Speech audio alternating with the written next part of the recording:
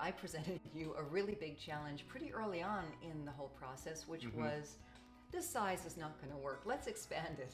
I mean, the original idea was to take all the existing box and just basically fill it with insulation, make it soundproof, And some drywall, right. and then add some drywall. In our discussions, Yeah. and when you started talking about adding the insulation on the inside, the sound baffles, that's when I asked you, I said, well, how thick are those sound baffles?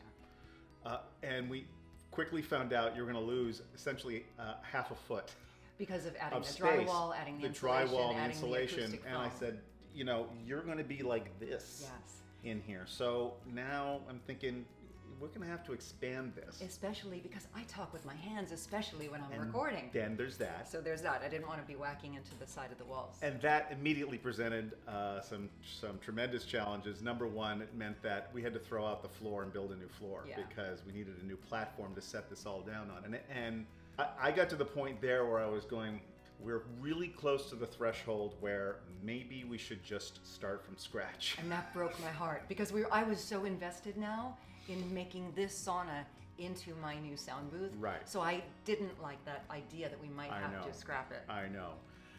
But I hear you. And I had that in mind. So it's been, okay, that means that we've got to build extensions and a new ceiling as well to accommodate all of that. So essentially it was also it became an engineering challenge. But I think I've worked on difficult things before, so we'll figure it out. And you did. And I actually love the way the extension looks, you know, and I can say now that it's finished and all my acoustic foam is up and I do have enough room to work and I'm gesticulating and moving around. So that worked out.